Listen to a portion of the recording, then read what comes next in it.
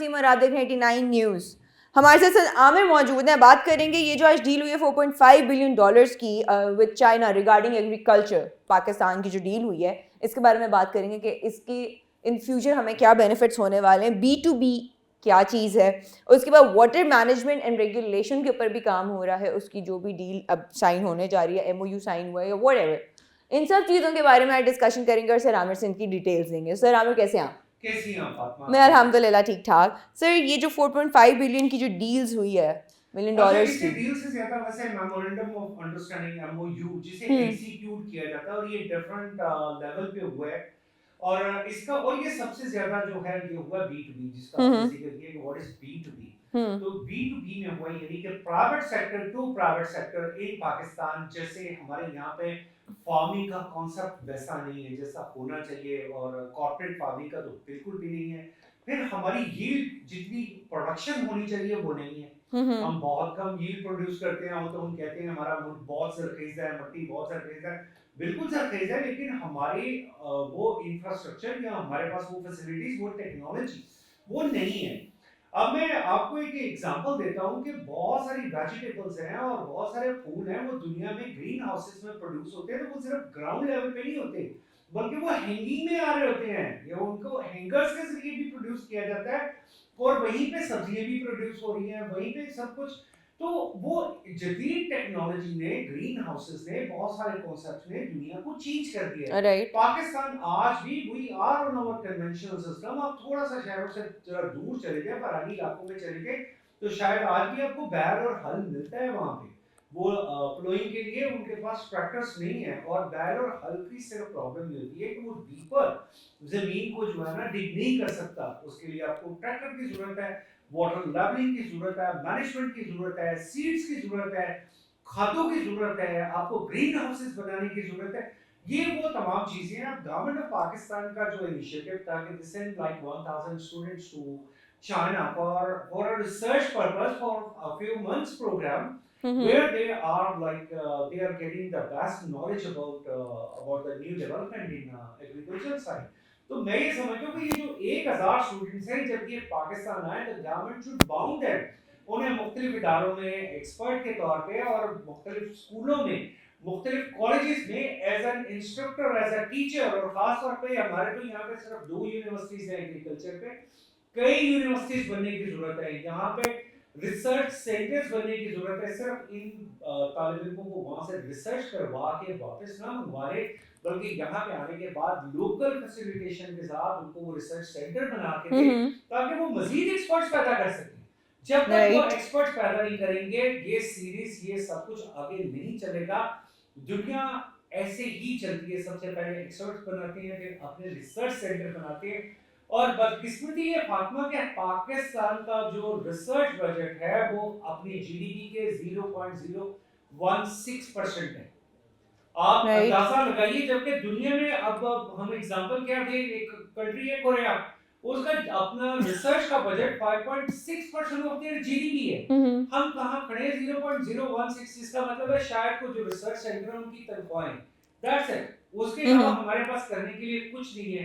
फिर गवर्नमेंट को चाहिए कि वो पब्लिक सेक्टर को इंगेज करे, वो आम लोगों को इंगेज करे, वो रिसर्च पे पैसे किसी न किसी फॉर्म से, किसी न किसी तरीके से निकाले और उन पैसों को इन्वेस्ट करे कहां पे, रिसर्च के लिए। हम आज भी बासमती की उन्हीं पुरानी किस्मों पे चल रहे हैं, वही हमारा कन्वेंशनल सिस्टम है। हमारी कपास है तो कपास की प्रोडक्शन जो 1 मिलियन बेल प्लस थी वो आज 5.5 लाख बेल रह गई है। यानी हमने उसमें 50% जो है वो नीचे आए हैं। गन्ना है हमारा और उसमें हमारी शुगर इंडस्ट्री है। तो वैसे तो मैं एक बात आपके जरिए सारी पब्लिक को बताना चाहता हूँ कि गन्ना हमारे मुल्क की लोकल पैदावार नहीं है, गन्ना ट्रॉपिकल एरिया की पैदावार है। ओके। हमने हमने चलो गन्ना लगा लिया भाई, हमने शुगर खानी है, हमें बड़ा मीठा खाने का शौक है, आपने गन्ना लगा लिया। आज तक आप गन्ने की फसल को उस तरह स्ट्रीमलाइन नहीं कर सके, उस तरीके से वो प्रोडक्शन नहीं ले सके।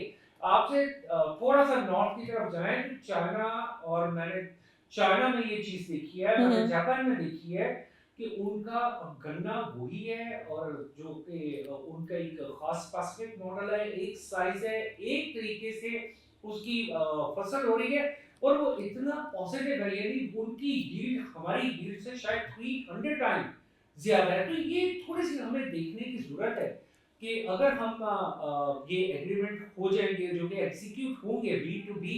मैं बार बार कहता हूँ, लोग कहते हैं कि what is a foreign direct investment, कितनी फॉरेन डायरेक्ट इन्वेस्टमेंट आ रही है।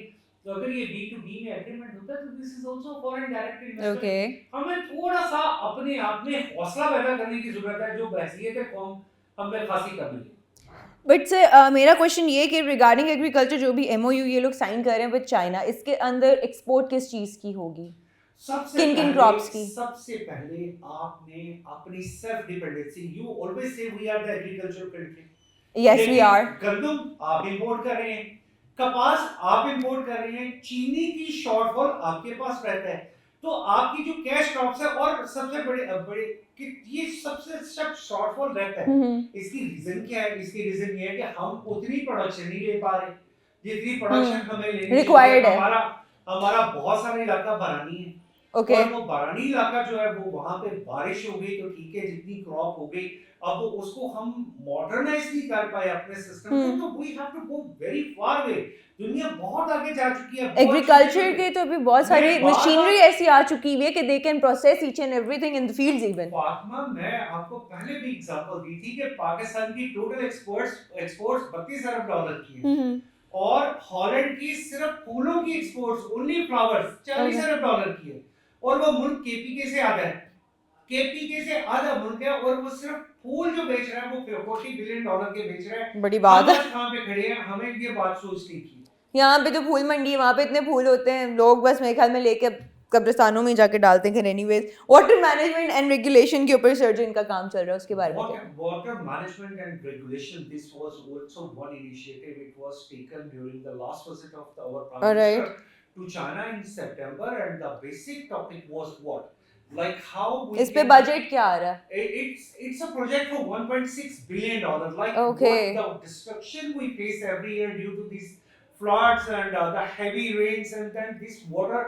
Even this should be a blessing, but this become destructive for Pakistan. जहमत बन जाता है। वो जहमत बन जाता है। तो उसको अगर हम करना चाहेंगे तो उसको ये वाटर मैनेजमेंट, मैंने पहले भी इस कंपनी का बताया था, युनका, if I remember it was the name of this company. और I think वो so. जो एग्रीमेंट उन्होंने किया 1.6 बिलियन डॉलर का।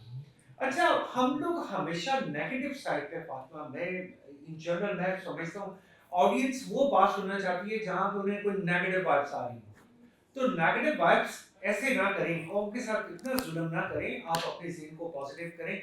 Pakistan is moving toward right direction, and we are very much sure, I am very much sure that the coming time for Pakistan it will be very wonderful.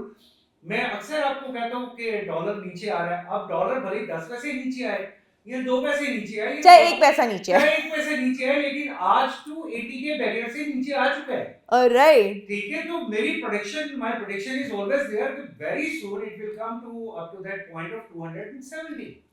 Alright sir, thank you so much for coming over. इसी के साथ हम दोनों को इजाज़त दीजिए, इंशाल्लाह जल्द हाजिर होंगे एक नए प्रोग्राम के साथ। तब तक के लिए अल्लाह हाफ़िज़।